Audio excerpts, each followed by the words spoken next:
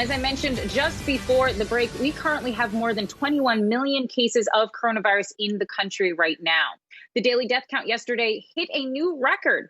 3,600 people lost their lives to the virus, sending the death toll to roughly 358,000. We're joined now by Dr. Taison Bell, Assistant Professor of Medicine in the divisions of Infectious Disease and Pulmonary and Critical Care Medicine at the University of Virginia. So, Doctor, I want to start with the second vaccine shot that you just received.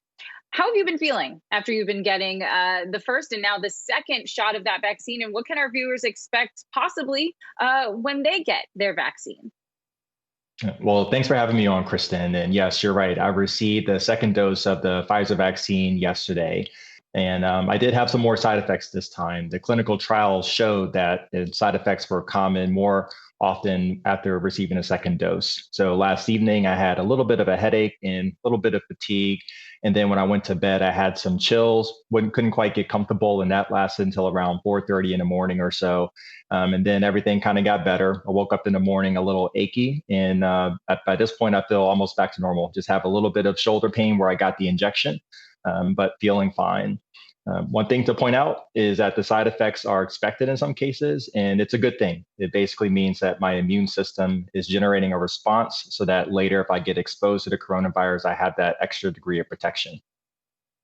All right. Tired and achy is not too terrible. I feel like once I turned 30, I feel that all the time anyway. So at least that's not something that's going to hold me back from getting this vaccine. I'm wondering what your thoughts are on the vaccine distribution, at least as you see it here in the United States. We're under where we want to be in terms of the vaccination numbers. And now we're hearing stories about people potentially jumping the line, stalking pharmacies and healthcare centers, vaccines potentially expiring soon before they even make it into the arms of folks who want it. What are you seeing? I know that you were able to get this vaccine, but for everyone else, what do you think about this vaccine plan, or perhaps a lack thereof, that we have here in the U.S.? Yeah, I think the lack thereof characterization is more accurate. I think, let's be realistic here. This is the most complicated vaccination campaign in the history of mankind. So it's not going to be easy. But I think what we're seeing is that there's been a lack of coordination at the federal level. It's basically been pushed to the states, and the states are already overwhelmed with coronavirus cases, as you mentioned at the top of the segment.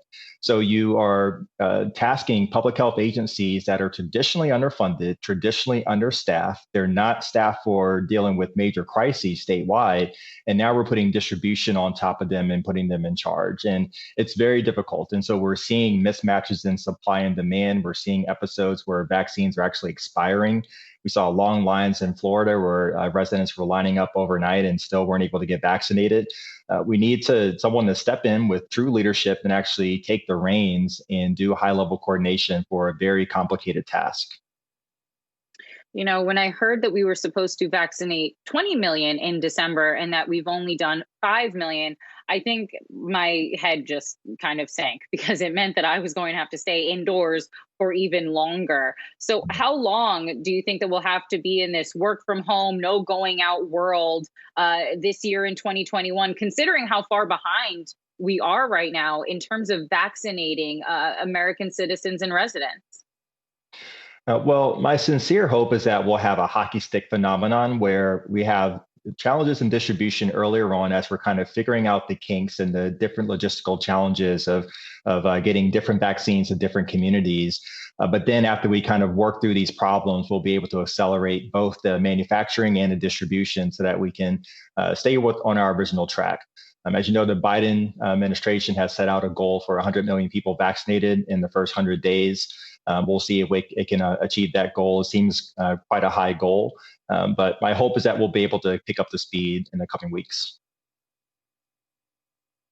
I want to ask you, Dr. Bell, if you think that this messy rollout plan is now going to be susceptible to scamming, black market purchases. I know a lot of folks really want to get their hands on their vaccines.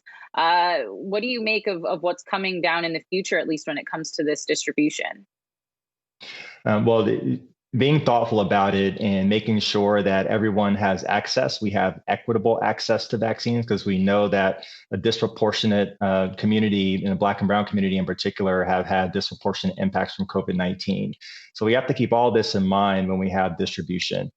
There was an example in Florida who used Eventbrite to register their residents, and that didn't turn out well at all. And some residents actually fell victim to some scams where people created fake websites and charged people to register for the vaccine. It should be no cost to individuals, but we have to be very mindful of this. And I think again, tasking it specifically with state public health agencies is probably not the way to go without some higher level coordination to make sure that we can kind of match up supply with demand. I think what also complicates this is that we have different candidates, the Pfizer and Moderna, which both have different dosing schedules and different storage requirements.